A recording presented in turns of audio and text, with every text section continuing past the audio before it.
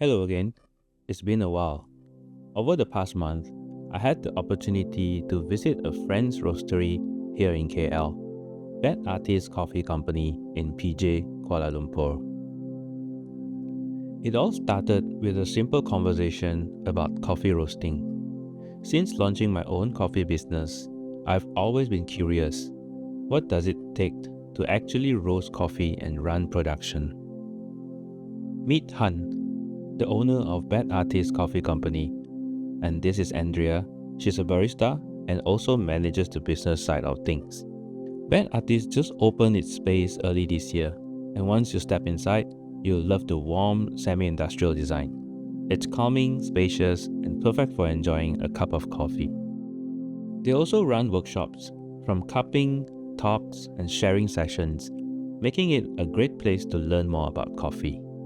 We started the day with a briefing session. Han walked me through where coffee comes from, how altitude affects flavor, which countries consume the most coffee, and more.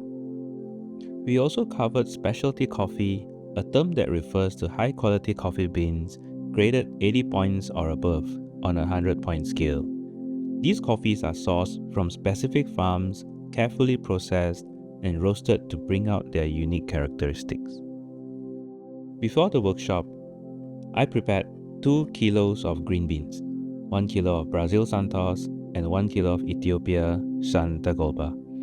These are some of my preferred beans and not too expensive, perfect for a learning process. The first step, sorting for defects. This is one of the most tedious parts of roasting. More expensive coffee tends to have fewer defects, so you don't have to sort them individually, but they come at a higher cost. After sorting, I split them into 500 gram batches. This way, we can roast different profiles and see how it turn out. For this session, we used the Aillio Bullet roaster, an electric roaster that can handle 800 grams of coffee. There are plenty of reviews on this machine, so if you're curious, you can check them out. Han also introduced me to the Roast Sampler roasting machine. This one's for pro-level roasting, where every small variables can be fine-tuned. It is often used for competition roasts and experimenting with subtle flavor adjustments.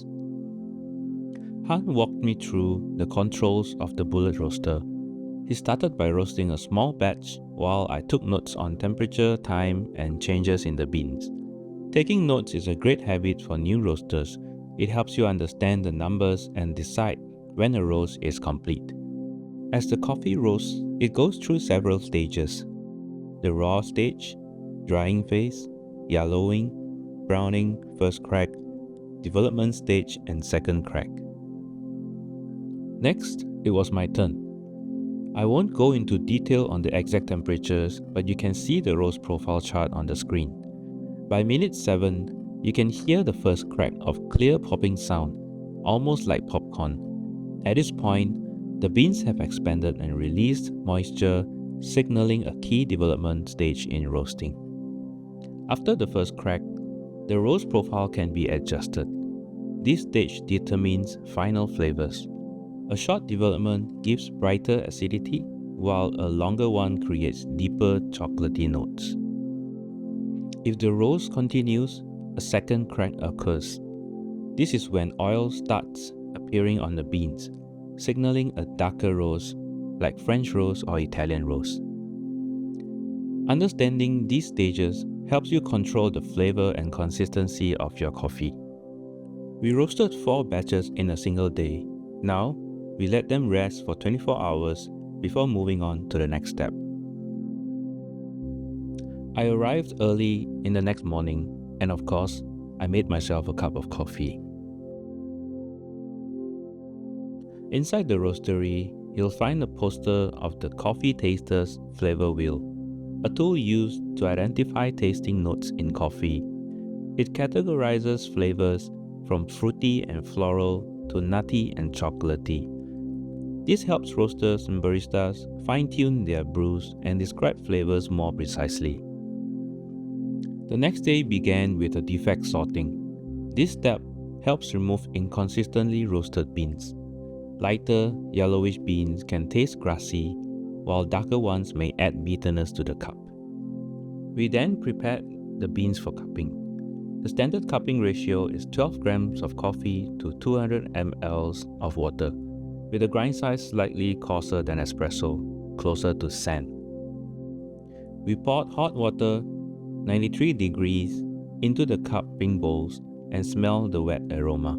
Then, we let the coffee steep for 4 minutes. Using cupping spoons, we broke the crust that formed on the surface.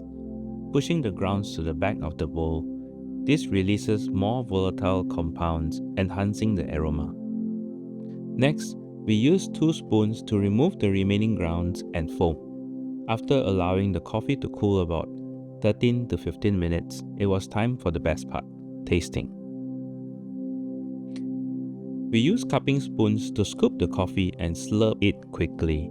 It might feel silly, but this method spreads the liquid across your palate and helps you fully perceive the flavors. We then write down the taste notes that we feel in our mouth.